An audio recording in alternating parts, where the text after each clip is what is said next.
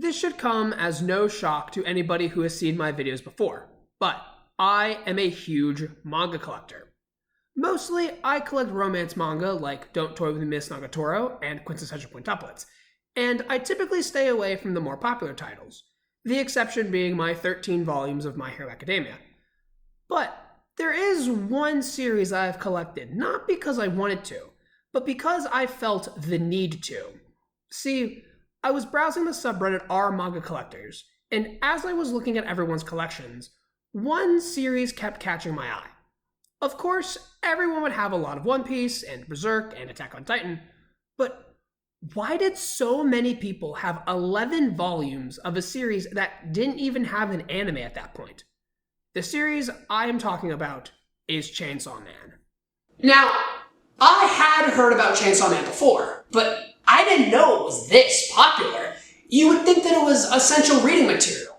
Well, I took a look at it myself, and I can say that yes, Chainsaw Man is essential reading material if you are a fan of manga.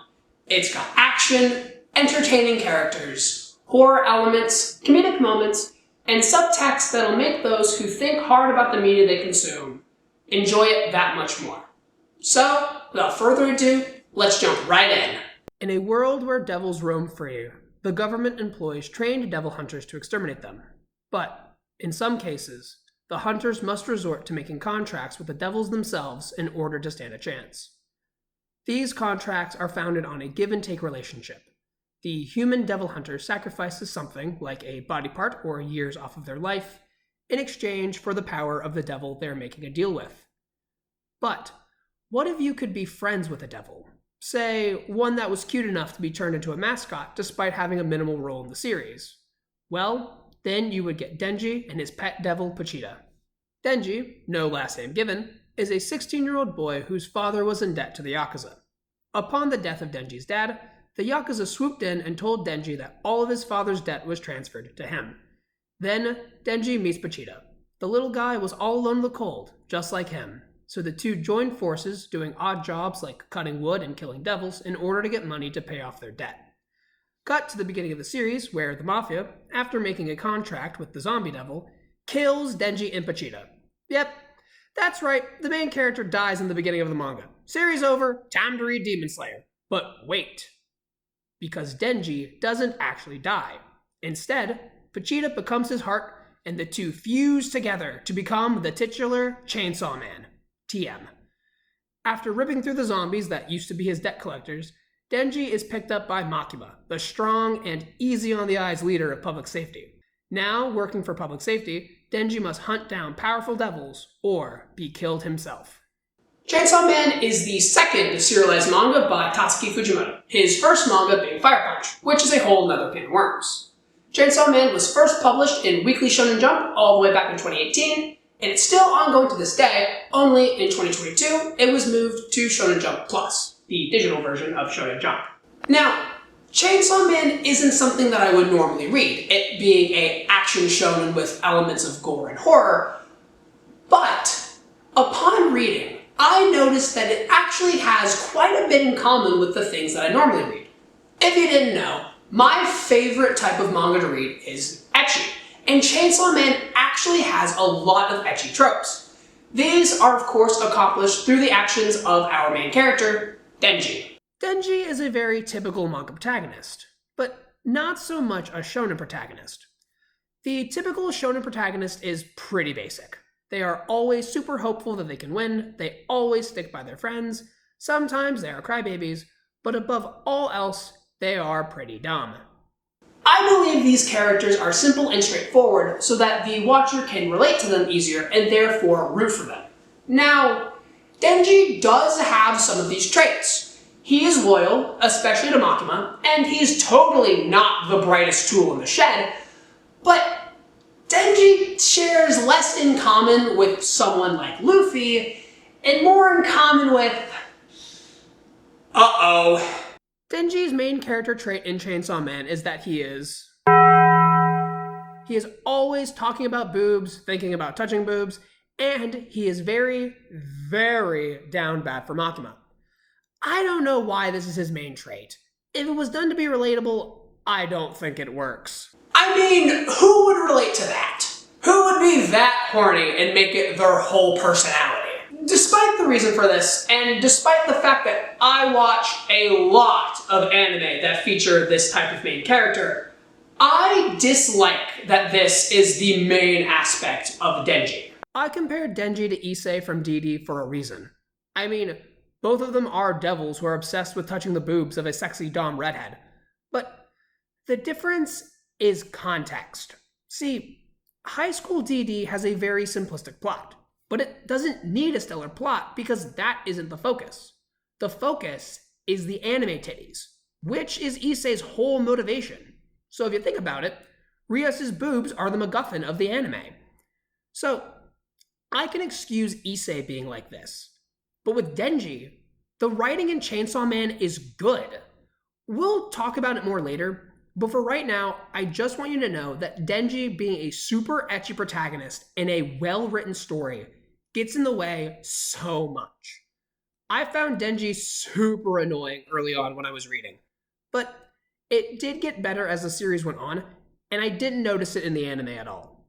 Next, let's move on to the next main character introduced, Aki. Aki is very stern and takes his job very seriously. He is very much like the grizzled old cop from Hollywood movies, where the older cop plays the straight man to the younger cop's antics, with Denji being the younger cop. Denji and Aki are often at odds with each other because Denji doesn't seem to take things seriously because of his aloof attitude. Denji used to be poor not too long ago, but now he's living the good life. He gets food and a roof over his head, which is all thanks to Aki, because after Denji gets his job at public safety, he is moved in with Aki, which puts them at odds even more. Because Denji has everything he never had, he feels like he can relax, so he doesn't put in as much effort at first, which contrasts Aki because he is after revenge. Aki's family was killed by the ferocious and ultra-powerful Gun Devil, so he is a devil hunter in hopes to hunt down and kill the gun. However, the best part of Aki's character is when his rough exterior is softened and him and Denji become the best of bros, which is just as fun to watch and read as when they are fighting each other. But there is one more character that Aki warms up to over time. Power is a fiend, which means that she is a human that was taken over by a devil. Specifically, she is the Blood Fiend. She acts as a counterpart to Denji because she is also mischievous, but her quirks are a little more toxic than Denji's. A big part of Power's character is that she is a liar, in every sense of the word. She tells small lies, like when she lied about her IQ when everyone was drinking together, obvious lies, like when she ate all of the food that the team had when they were stuck in the hotel, and big lies, like lying to Denji about rescuing her cat Meowie from the Bat Devil. Although that was a lie of omission, because the cat did need saving, but when the thing you omit from your lie is that the person you are lying to is going to die, that's a pretty major lie of omission. Anyway, speaking of Meowie, or Nyako, as it is called in Japanese, is where Power is able to show off her human side. Sure, her finding compassion by taking in a cat and growing attached to it instead of eating it is basic, but it helps establish that even though Power is a fiend, and canonically racist, she still can care like the other characters. But even so, Power is very full of herself and is quick to ridicule others. Man, Power sounds like a real bully. Makes sense, she was based off of Cartman. Where you guys? I'm going home. I want Makima to step on me. Makima, who is clearly not a villain, is Chainsaw Man's best character. Her physical appearance gives off this powerful, sexy, and mysterious aura, which describes Makima to a T. Her eyes are cutting yet still captivating to look at. This is thanks to the super unique spiral that Fujimoto gives them. It's no wonder that Denji is completely head over heels for her the moment he lays eyes on her. And Makima wastes no time using this to her advantage. Makima is the head of public safety, so she is a good guy. However, she is not above using others for personal gain. When Denji and her first meet, she forces him to go after a devil so that she can eat her udon without it getting soggy. Even though Denji also got udon, so now his is going to get soggy. But Denji, being the, to quote Makima here, good dog that he is, kills the devil, rescues the girl, and gets fed the soggy udon by Makima. This opening interaction helps establish Denji's dog-like traits, which is a major part of his character, and to show the control that Makima has over Denji just by being nice to him.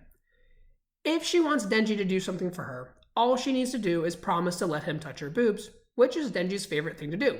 Again, just like Issei from High School DD. Some of these moments are actually really sweet, like how after Denji gets kissed by Himeno and she barfs in his mouth, Makima gives him a Chupa Chups that she has already started eating. These sweet moments make me like Makima a lot. However, throughout the series, you can't shake the feeling that there might be more to Makima than what is on the surface. Himeno is Aki's buddy in Special Division 4. She is contracted with the Ghost Devil and feeds it her right eye in exchange for its power. No, not that power. Jeez, why do fiends have such weird names? Anyway, Himeno is a very strong and capable devil hunter. We see this on full display in one of the coolest moments in early Chainsaw Man. Special Division 4 is tasked with hunting a devil that is running rampant on the 8th floor of a hotel. Seems routine enough, but after Power kills a devil that is just a head and hands, things get bizarre. The team can't seem to leave the 8th floor, no matter how many times they try. This is the work of the Eternity Devil. Devils get their strengths through fear. So, if they are the devil of something that is a very common fear, then they will be more powerful. And, as you can tell with the inclusion of something called the Eternity Devil, Fujimoto gets really creative with the fears that he chooses to base devils off of. The Eternity Devil's plan is to trap the team on the 8th floor, slowly starving them until they give up Denji's heart, which we know is actually Pochita, the Chainsaw Devil. Once this ultimatum is introduced, the new recruits Arai and Kobeni immediately consider the option of handing Denji over. But Himeno refuses to let them attack Denji. Well, that is until Aki considers using his sword. Aki's sword is a cursed weapon, and it is less a sword and more a giant nail with a hilt. It is a powerful weapon where if he hits a target enough times, the target will be utterly destroyed. However, the downside is that every time Aki uses it, his lifespan is shortened. Aki's willingness to use this weapon helps show how he will do anything to get revenge on the Gun Devil, and it is a great inclusion for his character. But Himeno doesn't want him to use it. It is clear that Himeno loves Aki, and will do anything to make sure he lives. But she knows him too well. She knows he won't stop until the Gun Devil is dead. So, she tries to let him live as long as he can, so he can accomplish his goal and actually be happy. So, she turns on Denji, and when it seems like Denji is going to be killed by Kobeni, Aki gets in the way and takes the knife for him. This causes Denji to act because Aki did something nice for him, and then Denji finally takes on the Eternity Devil as Chainsaw Man. This fight is phenomenal. The Eternity Devil is hiding his heart from Denji, so Denji just keeps hacking and slashing away with his chainsaws. And if Denji does go down, he just eats a chunk of the Eternity Devil and regenerates. This causes Denji to proclaim that he has made a perpetual motion machine and deserves a Nobel Prize. This interaction causes Himeno to remember something her teacher Kishibe told her. All great devil hunters have a screw loose, which Denji certainly does. So, this causes Himeno to feel like she can rely on Denji to take down the gun so that Aki can be free of his burdens. And so, Himeno trusts Denji a little bit more. The fight with the Eternity Devil is Fujimoto showing off just what Chainsaw Man is capable of. Chainsaw Man definitely has a lot of gore, which these chapters do have, but there are some times when Chainsaw Man has psychological horror elements as well, and this shows that off flawlessly. Also, Denji's line about the perpetual motion machine is really funny and badass. I loved this line when I first read it. But, sadly, not every fight can be this good. So, it's time to talk about Samurai Sword. The first major villain in Chainsaw Man is Samurai Sword. Yes, that is his official name. He is the grandchild of the Yakuza member that Denji used to be indebted to before Denji killed him. Samurai Sword, like Denji, had his heart replaced by a devil, only in his case, it was the Katana Devil. Samurai Sword introduces himself as a villain after a massive attack on several members of public safety. During the attack, Himeno desperately gives up her body so that everyone else escapes. But She is not able to defeat Samurai Sword, so her sacrifice was for nothing. Himeno's death shows just how brutal Chainsaw Man can be. As she disappears, she desperately pleads for Aki not to die so that he can cry over her own death. Now, Himeno is just the first of many deaths in Chainsaw Man, and while not the saddest in my opinion, it definitely sets the pace for the death fest that Chainsaw Man will soon become. So, we've set up Samurai Sword as this big villain. So, that means the final fight should be spectacular, right? Well, this final fight is less focused on Denji and Samurai Sword, and more focused on other things. See, Chainsaw Man has a lot of death, but it still wants to have a lot of characters. So, when characters are killed off, we have to introduce new characters to replace the ones that have died. So, this fight opens up with a montage of all the new characters of Special Division 4. It's really fun and reminds me of the opening of Suicide Squad, but the problem is, this isn't the beginning of the show, it's the climax. But it isn't all about the new characters. The star of these final episodes is Aki fighting Sawatari.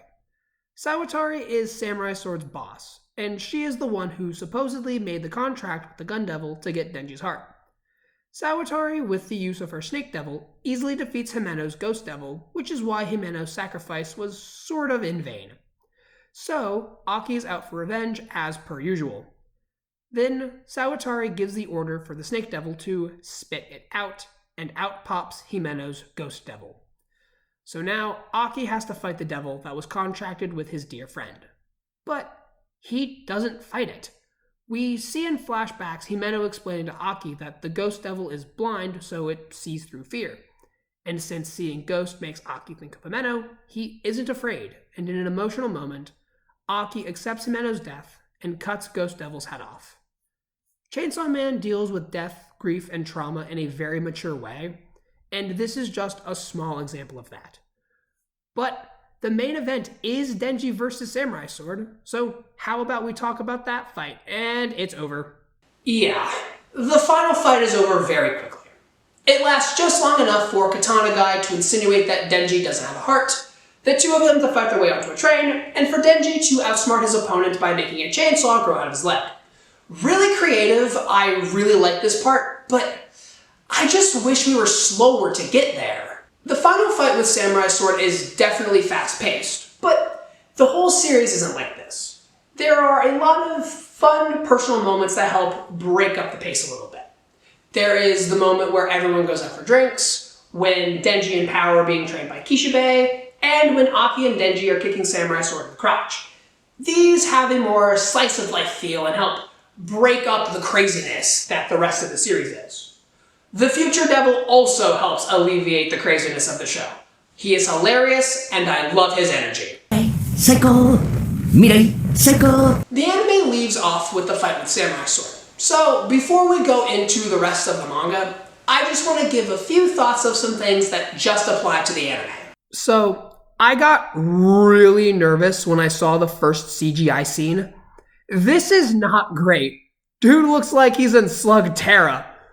But this is as bad as it gets. The CGI is not as heinous as the show progresses, but I get why some folks are against CG in their anime.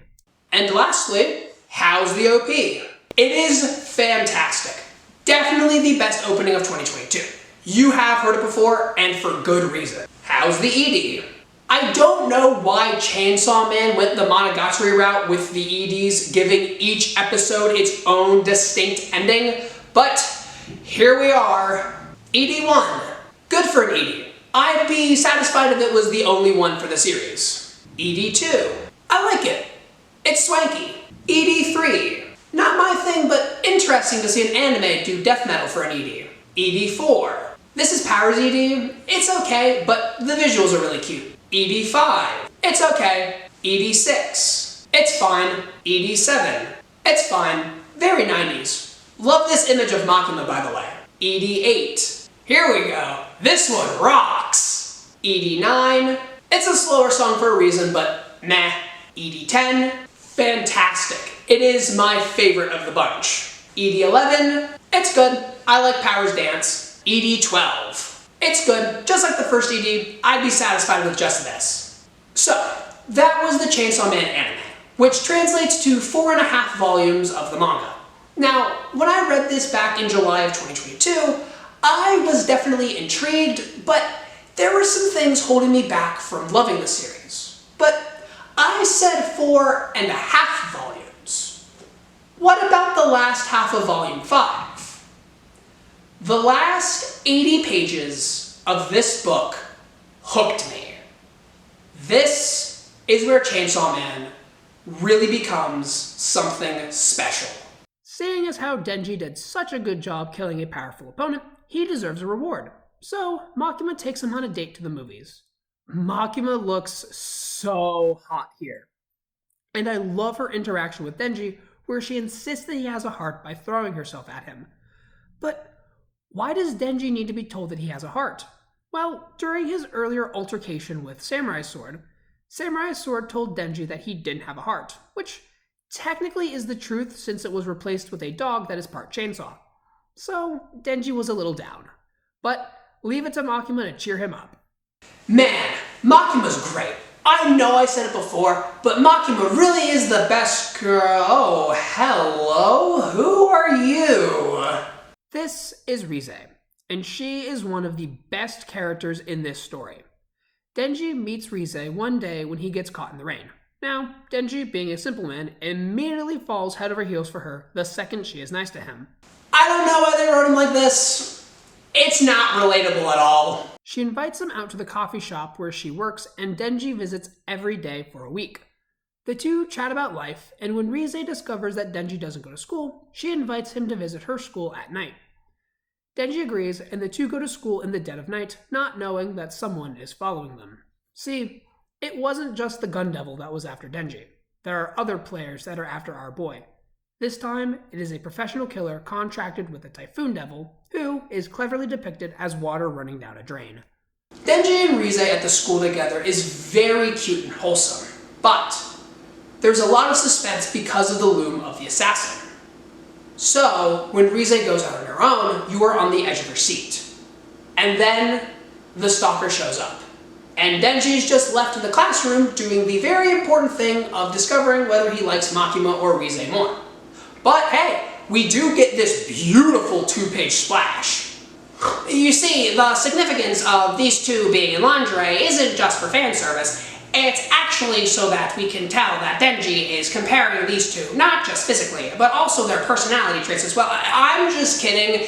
It's for fan service. Just like when we see Riza completely in the buff when they go skinny dipping, and when she's completely naked on the cover of Volume 6 as well. Anyway, while Denji deals with that mental quandary, Riza is running for her life, and she eventually gets cornered on the roof. And then Riza kicks the shit out of the guy, speaks Russian, and reveals herself to be a villain. While I was reading this, I was on the edge of my seat. And then Fujimoto plays a Uno reverse card, and Riza isn't in danger, and she's actually a bad guy. Beautiful way to build suspense, and then rip it away, so that I'm left speechless and wonderfully surprised. Denji is none the wiser, and agrees to go to a festival with her. And there, during the fireworks display, Riza urges Denji one more time to quit his job. And when Denji refuses, Riza gives him a kiss. Fujimoto isn't necessarily one of the best artists out there, but this image of Denji and Riza kissing is top-notch art.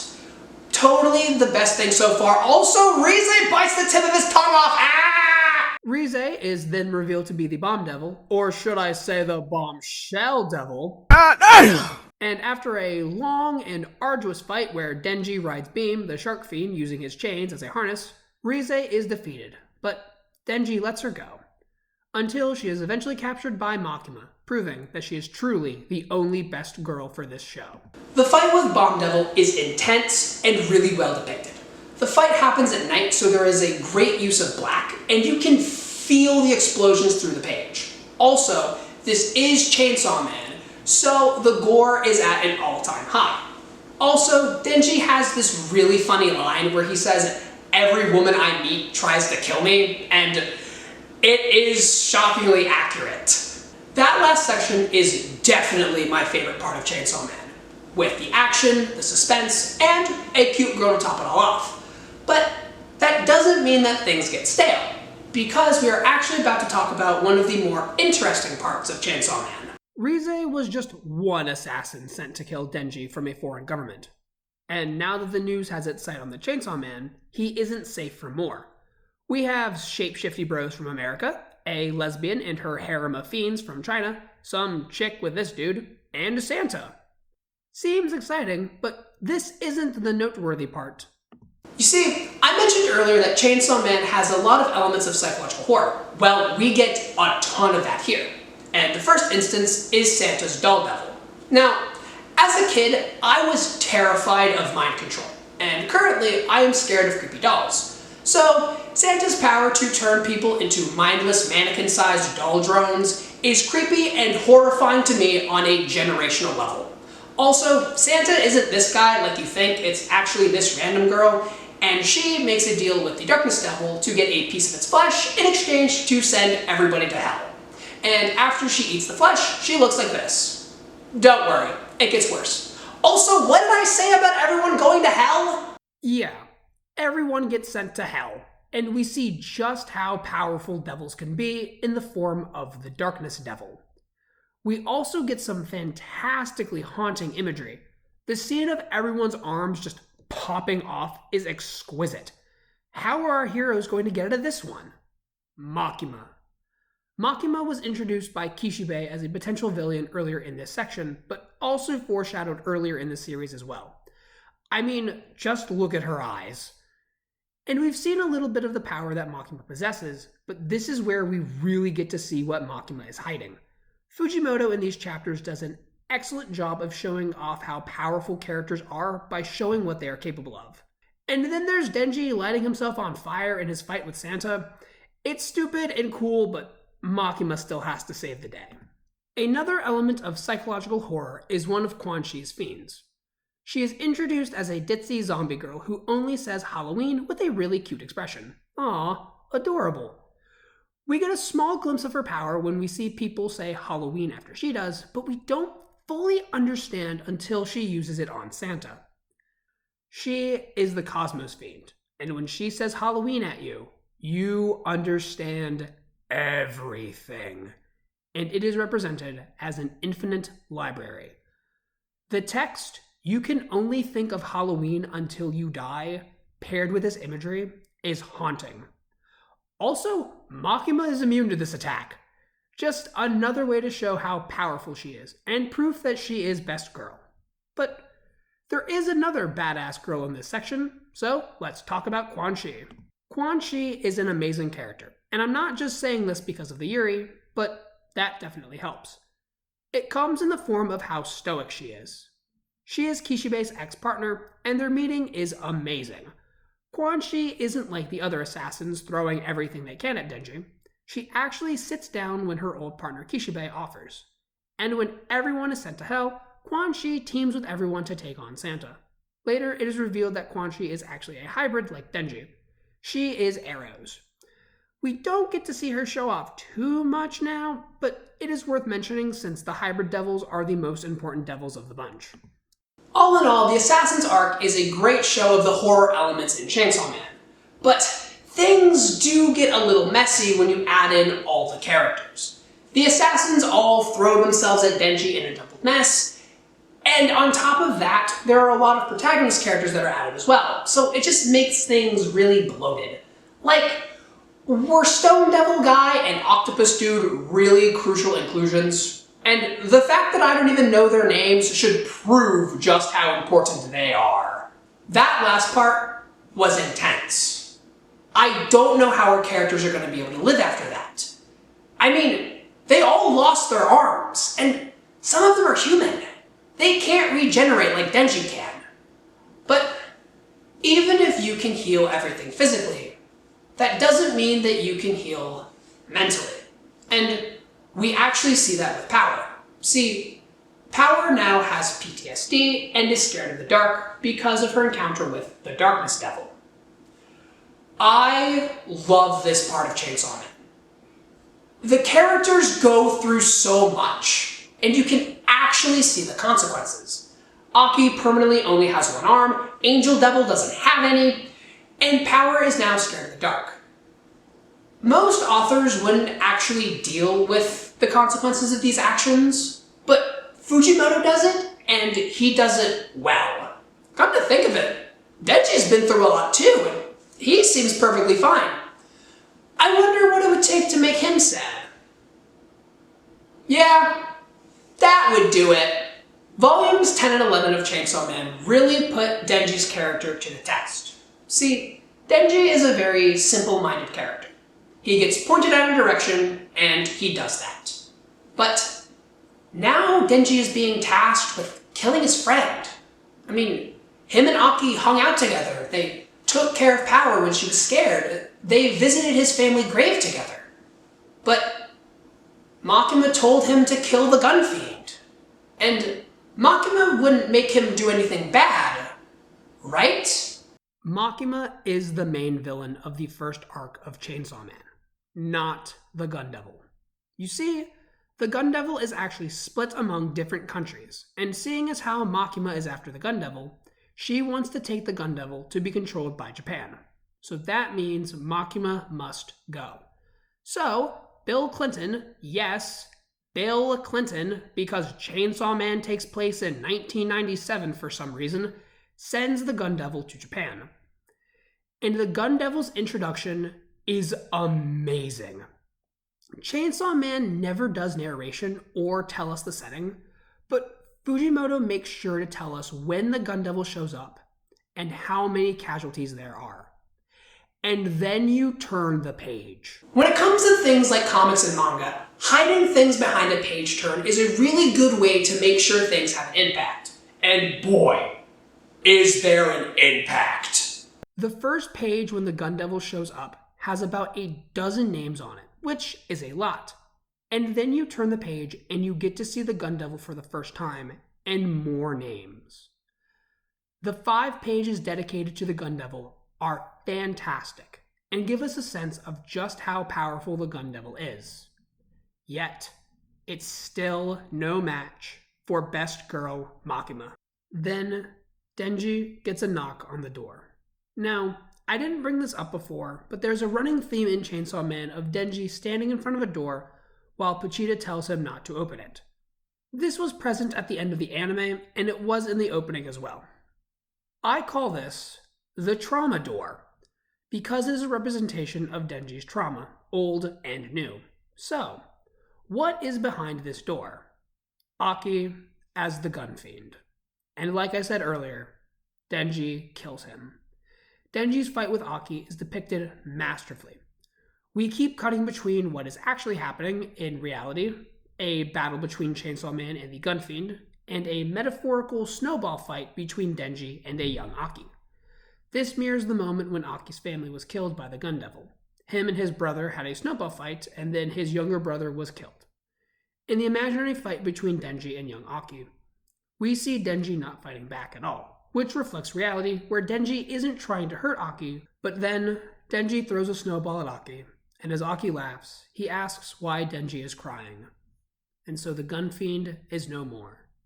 Killing Aki sends Denji into a depressive episode. But oh look, it's Makima. I'm sure she'll make everything better. Makima takes Denji to her place, and everything is going great. Denji gets to hang out with Makima's dogs that got spoiled in ED10, Denji and Makima cuddle together, and Makima has a ponytail, so even I'm having a good time. During their time together, Denji expresses his feelings about killing Aki. Denji has regrets. He feels like he made the right decision, but also like he kind of didn't. It's all very complicated. His life would be easier if he didn't have to think. So he asks Makima if he can be her dog. Makima agrees, and her first order is for Denji to open another goddamn door. And after Denji opens it, Makima kills Power, who is on the other side. This segment is twisted, especially seeing as how the art is so good. A lot of full pages and double page splashes. But I I think what adds to this being unsettling to me personally is that I know this is a bad situation. I know I should be scared, and trust me, I am scared, but dagnabbit, she's just so hot! Like, I can't help being attracted to her, but I'm scared. Like, even after she kills Power and she's laughing and then she's laughing, she just looks so cute, but she killed Power. Mark me down as scared and horny. Makima is revealed as the control devil after Kishibe tries to take her out. He is unsuccessful, and Makima drops a bombshell on us. Chainsaw Man is so powerful because anything he eats ceases to exist. Kishibe is dumbfounded, claiming that no one could have that kind of power. Then Makima drops another bombshell, stating that everyone in the Chainsaw Man universe doesn't remember World War II and everything that entailed. This part is amazingly messed up. You're reading as Makima describes something that you know to be facts, but Kishibe is looking at her confused and shocked, like he knows that there's truth to it, but he doesn't quite understand what she's talking about. Anyway, we get more badass art from Fujimoto of Denji in this crazy form, and more really cool fights featuring more hybrid devils, and finally a final showdown with Makima, ending in her defeat. But don't devils regenerate, I hear you asking through your screens? Yes, they do. But not if Denji eats them. So, in a very Fujimoto choice, the main protagonist beats the big scary villain by cooking her and eating her for dinner. In conclusion, Chainsaw Man is fantastic. I can't recommend it enough. And there's more to it that even I haven't read, so you can watch it after this video and not be spoiled. Now, Chainsaw Man is very personal to me. I mean, I just owned this wig. I bought it for my first cosplay at my first convention, and that was really fun. So Chainsaw Man is always going to be connected to that for me. So it's always going to have a special place in my heart, even if it's not quite in my top 10. So, with that guys, hope you enjoyed the video. Remember to subscribe, like, leave a comment, and sayonara.